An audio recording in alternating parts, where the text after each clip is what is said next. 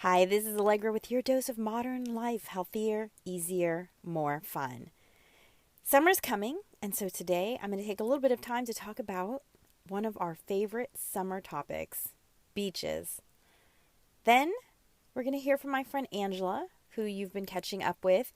She left the only job she's ever known for 20 years in pursuit of her passion, and unfortunately, this month, life kind of got in the way. Then I'm going to give you a fun, easy tip to think about shade for your kids and yourself this coming summer. All this and more after this brief musical interlude. See you after the tunes.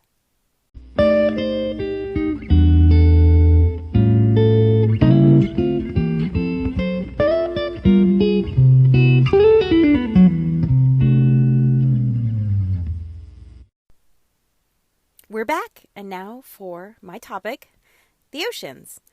Who doesn't love spending time at the beach? Summer is coming. I'm sure you're already starting to make beach plans. Maybe you'll be camping at the beach, which is always a really amazing way to experience the beach. I just love camping at the beach and just spending multiple days there watching the sun go down because, I live on the West Coast, so the sun is always setting in the water, and also hearing the crashing waves as you're going to sleep and just the fresh air that is created by being near an ocean is amazing.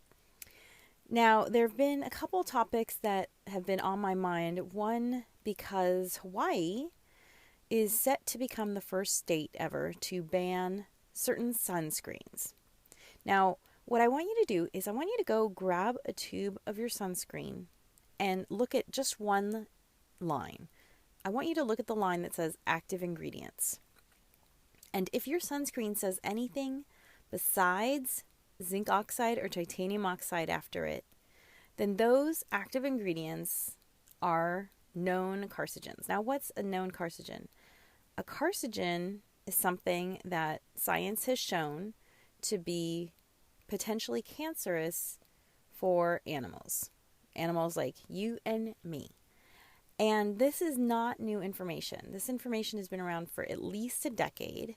However, sunscreens are still being made with ingredients besides zinc oxide and titanium oxide, and they shouldn't be. And let me just explain a little bit just to make it really clear. They're basically two types of sunscreen. Oh, wait, and let me mention one thing. If you haven't listened to some of my earlier podcasts, which honestly, look, hey, I get it. My podcasts have gotten way better since episode 10. I've learned some stuff technically, etc. However, if you want to know more about my background, you're going to have to listen to some of the earlier podcasts. But suffice to say that I have a background in the environment, okay, and sustainability and sustainable design. And of course, as you know, I have this huge food background. But anyway, so sustainability. I know a lot about it. So zinc oxide, titanium oxide are what are known as physical barriers, right? So there's two types of sunscreen. There are physical barriers and chemical barriers. Physical barriers work like the sunshades. You know those sunshades that people put in their car windows? It looks like you're putting up sunglasses or something for your car. They're silver usually. Those are physical. That's a physical barrier. It's physically reflecting the rays of the sun away from your car to keep your car cooler. Same thing with when you put titanium or zinc oxide on your body. Those tiny little particles of minerals, because that's what they are, zinc and titanium oxide are minerals, so they were rocks, basically, that got crushed up and put into a cream form. Those minerals are literally reflecting the sun's rays away from you. Chemical blockers, which is everything else, all the carcinogenic stuff, all the ingredients that end in cyanate or enzone, right? So there's like avobenzoxy, benzoxy, tosylate, whatever, I don't know. Just anything that's not zinc or titanium oxide is a chemical blocker, and those are just not good for you, okay? They don't physically block the rays. They actually absorb. I don't get how it works. I've never studied it because I avoid them. I've avoided them for over a decade. Now, here's the thing. Not only are these sunscreens bad for you, they're also killing coral reefs. And again, this is not new information. This has been known for at least over a decade. However, Hawaii is going to ban these toxic sunscreens from being sold because the danger to the coral reefs in Hawaii has become so severe. Now look, I just don't understand the benefit of buying these chemical sunscreens when they are bad for you and bad for the environment. I mean, I don't know about you, but if you've ever swum among a coral reef, is that a word, swum? I don't know if that's a word.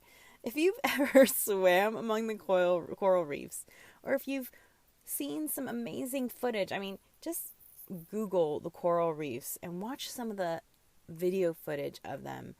And they are just these beautiful, magical worlds of color and movement. And I want that to be around for my kiddo to enjoy. So, there you go. A way to enjoy the beaches and a way to be healthier yourself. Only use physical barrier sunscreens, which means the only 2 words in your active ingredients on the back of your sunscreen bottle should be zinc oxide or titanium oxide. That's it. There's so many great brands out there.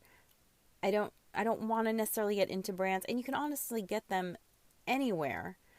But just look for those 2 active ingredients when you're doing your shopping. Now, there's another topic that I want to talk about with regards to the oceans. You know, I love tuna. I don't know about you, but I love tuna in all forms. I love tuna fish sandwiches. I love, seared ahi. I love albacore sashimi, etc., etc. I could eat tuna, maybe not every day, but certainly every other day. However, I don't. And I don't because of the high levels of mercury that are in large fish, like certain tunas, right? There's some tunas that get really large. I don't know if you're aware of this, but let me just explain a little bit. Some tuna fish get really, really big. I mean, we're talking like the size of small cars. I actually one time saw one of these giant tuna fish, and someone in my family had caught one, and literally just all of the neighbors came over and packed up bits of it. Everyone in the family packed up bits of it, and there still was so much. I mean, I don't know, it was like 800 pounds. It was gigantic. So tuna get really big. The higher up you are up the food chain means that you're eating a bunch of smaller animals, and there's just this opportunity for heavy metals like mercury to collect in large fish. Okay? Why is there mercury in the oceans? That's a whole nother topic. We're not going to get into it. But, it makes me sad because my daughter loves tuna as much as I do. She would eat a tuna fish sandwich every single day. But she can't because of this mercury issue. And mercury has been shown to be bad for a number of reasons. One, reproductive issues, but also, literally it can hurt your brain. People, when you have too much heavy metal in your body, it's called heavy metal poisoning, and it can hurt just the way your body functions, the way you think, everything.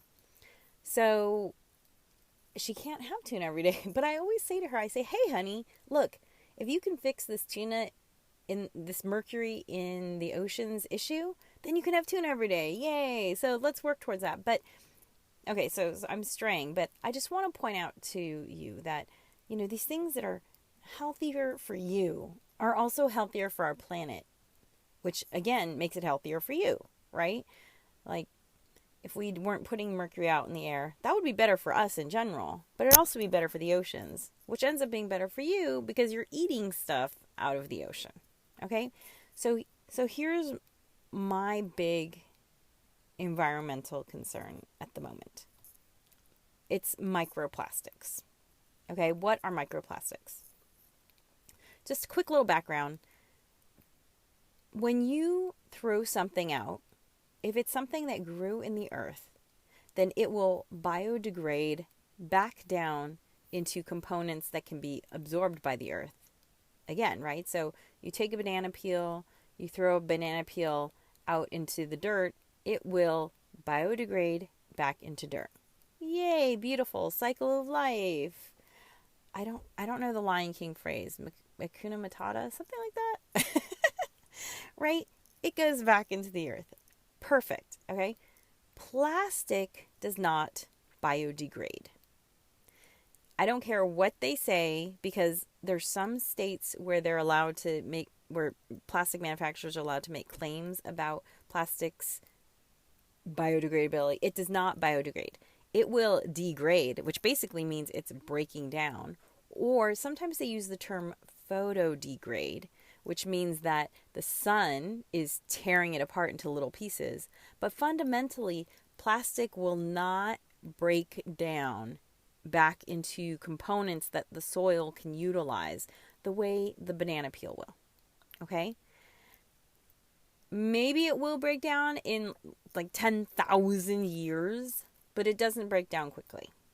Suffice it to say. So let's just say it doesn't break down because 10,000 years, look, all the plastic that's known in the world is what? Maybe 100 years old. When was plastic invented? 100 years ago? Not even 100 years ago. Maybe 80 years ago. I think it was invented during World War II. Okay, so any plastic that's in our world has a long time to go before it's going to degrade back into soil. Okay, thousands of years.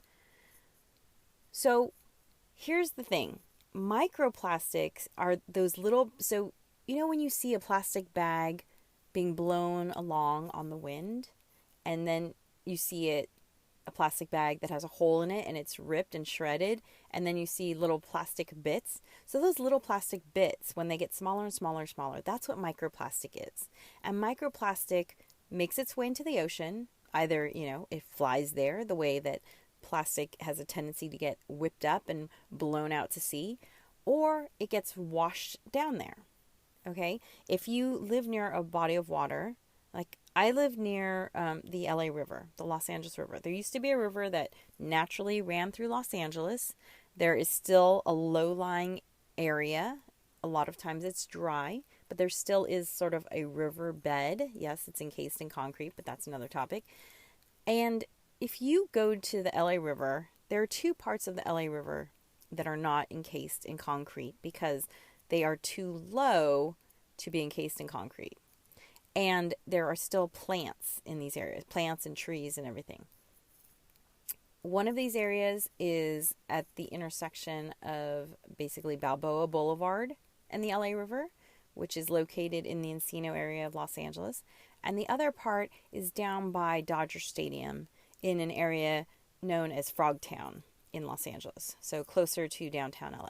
If you go to either of these two areas after a rainstorm, you will see plastic hanging from the trees because there's just so much plastic being washed down the LA River that it's everywhere.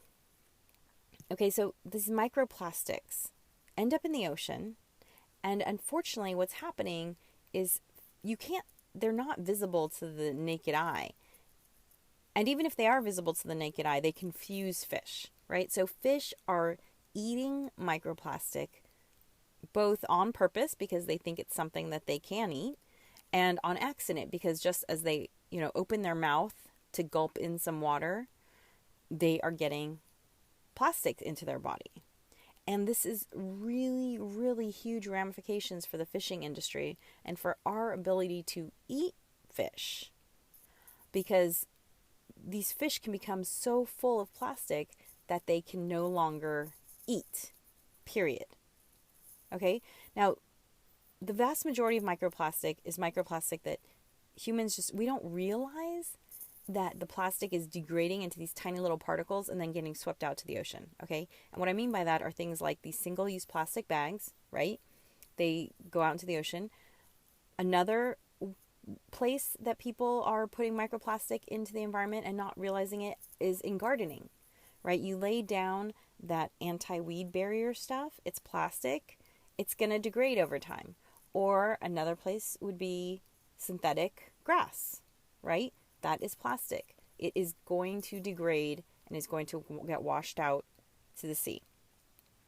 Then there are also some known ways that humans are introducing microplastics into the oceans, and that is through these things called microbeads, which companies put into body washes in order to use them for exfoliating. So if you ever see a term that says microbeads, if that microbead, if you don't know that that microbead is jojoba oil, because that's a sustainable way to create a microbead, if you don't know that it's jojoba oil, then it's probably literally plastic, and you're washing it down into the ocean by using it. Okay? So there you go. I know that it was a heavy topic, but it's just so important that we be aware, because we love our oceans, right? We all love our oceans. Everyone loves going to the beach. We love bobbing around in the ocean, seeing a fish swim by, swimming among the coral reefs, seeing the beautiful color and the diversity of fish there. And we love eating fish. But the fact is that there are choices that we make here on land that we don't realize are affecting the oceans. So, what do I want you to do with this information? One, I want you from now on to only buy sunscreens that have in the active ingredients zinc oxide and titanium oxide. It's better for you, and it's better for the coral reefs. Two, I want you to avoid plastic whenever possible. Look, there's some times when plastic is absolutely the only ingredient that you want in a product. Like, for instance, rain boots, umbrella, your tent. You need plastic there. But there are lots of places in your life where you can remove plastic from the equation. For instance, our family, we don't use plastic wrap.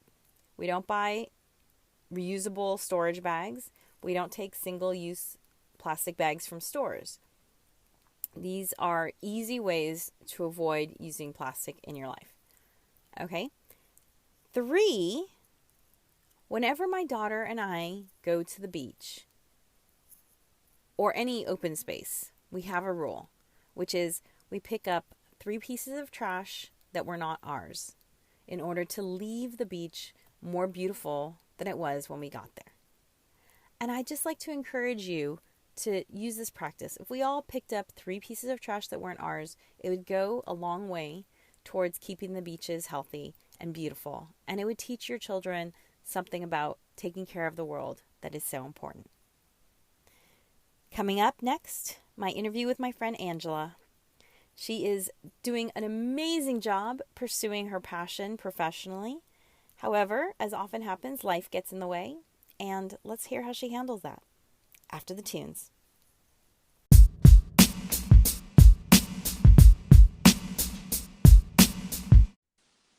Hi world, I am here with my friend Angela. If you've been following her story, she left the only employer she ever knew. She worked there for over 20 years, and she left them the end of 2017 and has been pursuing her own passions in the form of trying to start a business.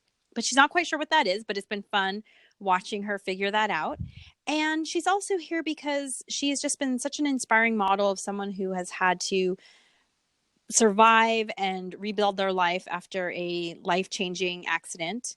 And so, hey, Ange, how are you doing? I'm doing good. How are you, Alegre? I'm great, thank you. Now, you've had a lot going on since the last time we talked. Can you bring us up to date on the last month or so? Yeah. A lot seems like an understatement. It seems somewhat overwhelming, but working through it. So, yeah, last month I got a call from my sister, and she was telling me about how her husband was feeling, and I said, this sounds pretty serious. You probably want to get to an ER, and that was a diagnosis. So he was diagnosed in the hospital or around about that time. And then 3 weeks later, he passed away. And so it was sudden. It was a lot to process. I don't quite think the whole family has quite processed it all together. I'll completely at this particular point. But so my life has been sort of wrapped around, helping my sister through that point of from diagnosis to death within 3 weeks. Oh my gosh. Everything happens for a reason. I actually spent, the last 25 odd or so years in the healthcare industry, and, have had access to information and understood things that, maybe the layperson who had not had that experience would not have understood. So that was helpful to be able to sort of um, be there in support of my sister and sort of understand things that were happening. And, quite frankly, I worked in a therapeutic area that was very, very pertinent to the situation that was at hand that we were dealing with in February. That's crazy. And Yeah. it was really, when it was unraveling, it almost sounded like one of those medical dramas where maybe it's Well, this thing, let's try this thing, let's try this thing.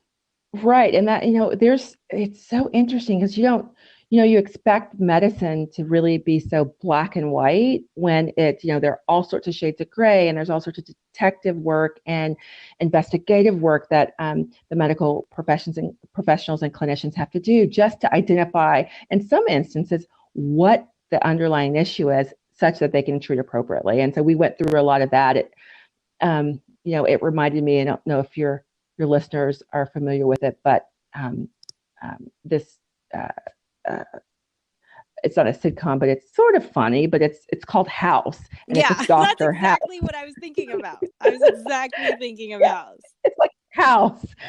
Somehow, Doctor House always figures it out with his team by the end of it. Right. And sometimes it ends well, and sometimes it doesn't. And this is a time where it didn't end the way we here on Earth would have wanted it to end, but he's not suffering, and there's a reason for everything. I just don't quite know yet. Um, Well, for people who've heard your story, they know that you have a whole different level of experience with death and with understanding death than probably most people do your age. So, unfortunately, but yeah, losing my son in a horrific car accident, and a mother-in-law, and just you begin to understand that death is just a part of life. It's a mm-hmm. natural progression. Mm-hmm.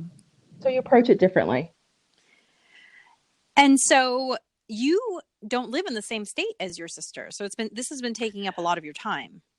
Yeah, it has. So, I was, really excited to have this free time from my former employer and to pursue these passion projects and pursuits. But, I'm spending a significant amount of time with my sister's family, her and the children, just to, make that day to day a little easier for them. So I'll spend several weeks with my family here, with my little ones, not so little, one of them not so little anymore, and then pack up, and go up and spend some time with my sister and try to sort of ease some of that burden. It's amazing how many things just have to get done, and we get in sort of a Right. cycle and routine.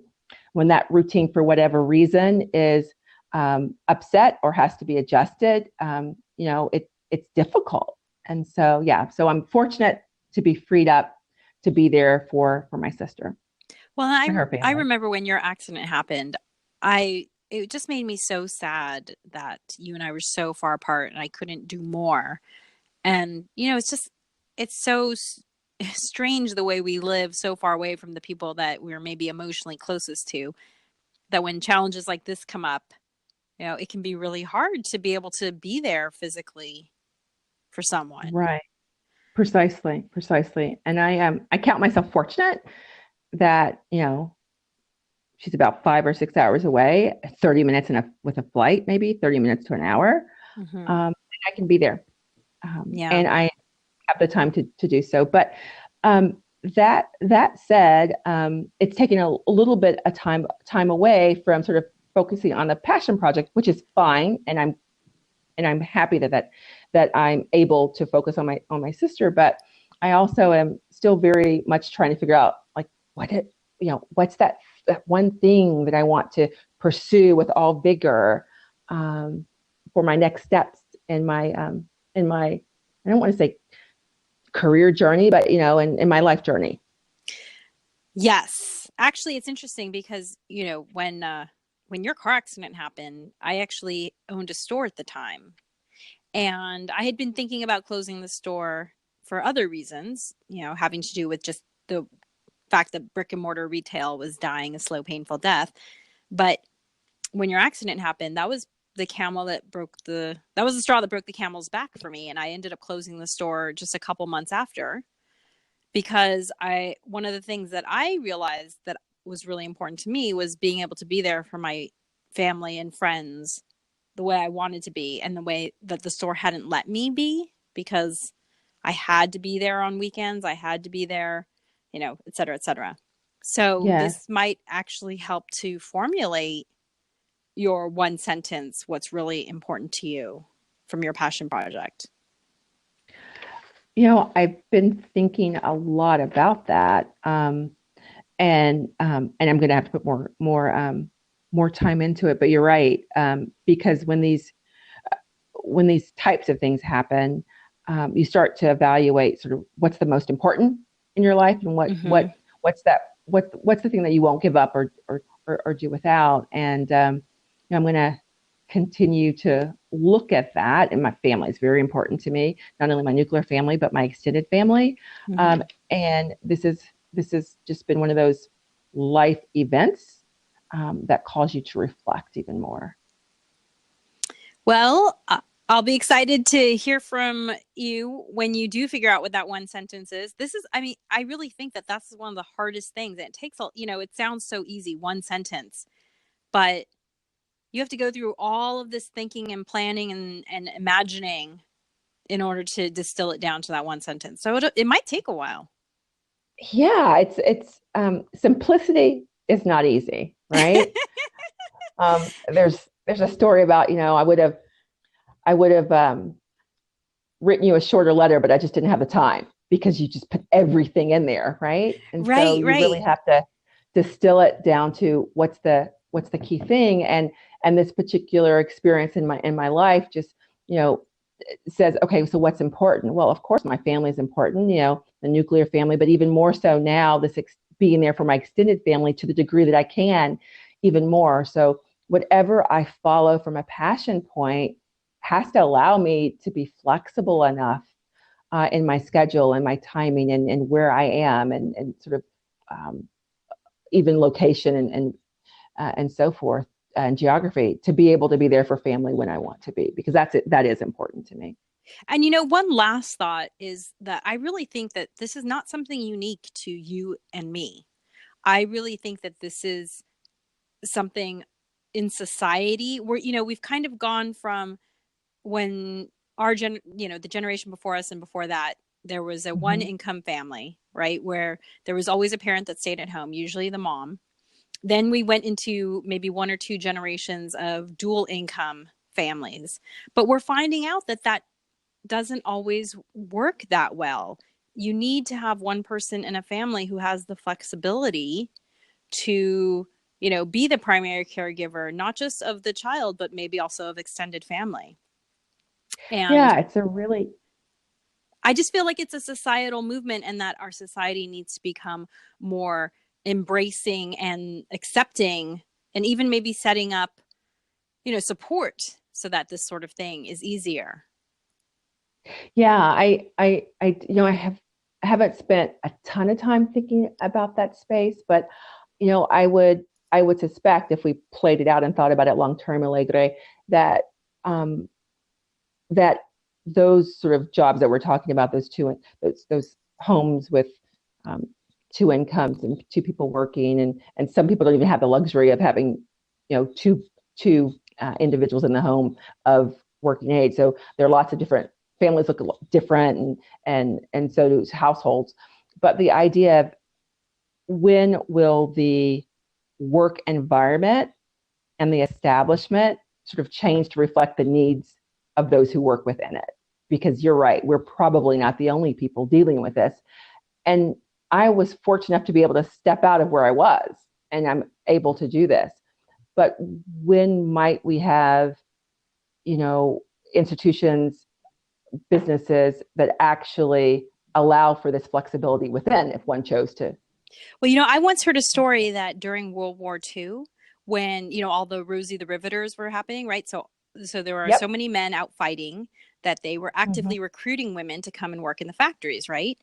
That Yes. during that time, the government actually set up care centers for children. And they would not only watch the children, but they would, when the Rose of the Riveters would go pick up their kids on the way home, they would have dinner ready for them to take home and, you know, have that taken care of.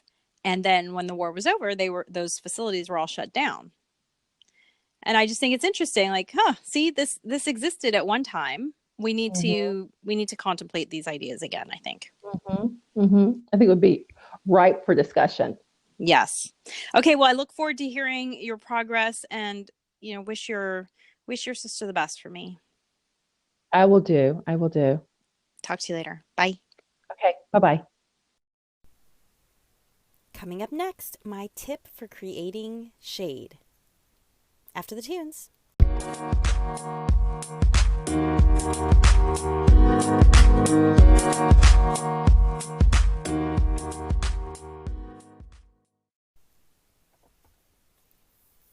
We're back, and now for my tip on creating shade. My daughter has this play structure that gets a lot of sun, and I wanted to make it cooler for her. So what did I do? I reached back into my bag of tricks, and I used an old-fashioned way of creating shade, which was I planted a vine.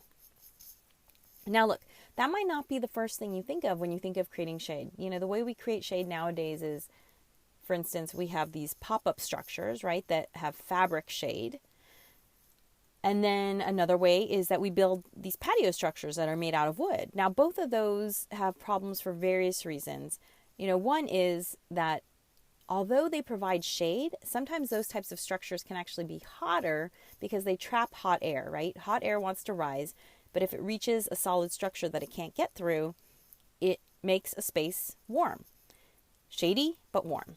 Not so good, right? You want shady and cool. Well, the beauty of trees and vines is that because they don't provide a solid structure, the leaves, right, have air between them that allows hot air to escape. They're much cooler. Also, trees and plants breathe, and when they breathe, they release moisture in the air. It's called evapotranspiration, and that creates a cooler quality of air around them than you would get from a typical physical shade structure, right? So I planted a vine. Now, this is something that used to be done all the time. If you recall, you might have this idea of Italian restaurants with trellises, with grapes hanging overhead. Well, hey, it's hot in Italy. Grapes grow really well there. So why not kill two birds with one stone and get some shade and get some grapes, right? But you don't have to think about vines just as something that you put overhead. You can actually train vines to grow vertically and provide you with a vertical wall of shade. We actually have a western wall where we've put a trellis, and we have a really great vine that's growing there that provides me with shade and blocks some western sun that comes through a window. Okay, now there are lots of vines out there. I'm just going to tell you about one that I love. It's one that grows really well in Southern California. But hey, there are vines that grow well everywhere. So do a little research, find out which vine will work well in your environment. But the plant I want to tell you about today is called a passion vine. Now, the passion vine is called the passion vine because it produces these flowers that they're so amazing looking. They look like they come from outer space. I mean, there's just no other way to say it. You're going to have to look it up online because it's just the strangest looking flower you've ever seen, but it's beautifully strange. And there are some elements in the structure of the flower that people have likened to the Passion of the Christ, which is why it's called the passion vine. And it comes in a few different colors. I've had it in a purplish white color and also in this reddish color. But the one that's grown the best for me is this purple one. Now, here's the thing. I love passion fruit. I was raised on it. In Hawaii, it's called lilikoi. I love the way it tastes. Some people find it a little sour, but I think it's amazing. And so I found that when I was looking for a passion vine to plant at our house, in the typical nurseries, I could only find non-fruiting passion vines. I don't know why these non-fruiting plants get sold. I don't get it personally. Like, I want the fruit. If I'm going to grow the plant, I want the fruit, right? But however, I'm really lucky in that I have a good full service nursery near me, It's called Tarzana Nursery, and it's run by this awesome man named John, who I've known for decades. So I said to John, "Hey, John, can you get me a fruiting passion vine?" And he said, "Sure thing, Allegra, no problem." I don't know if he said exactly that, but it was something like that. And a couple weeks later, I received a fruiting passion vine, and it was really affordable. I mean, it was certainly less than $25. The number that comes to mind now is $17. It's been a while. I'm on my third or fourth passion vine, because here's the thing with passion vines is they grow really quickly, but like many things that grow quickly, they don't have a really long life. I want to say they live about 7 or 8 years. So I'm on my third or fourth passion vine at this point.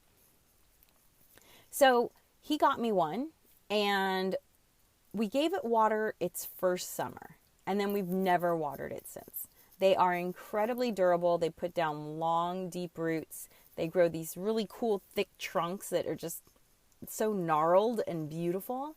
And then they shoot off these amazing vines that grow so easily. They just need something to climb on.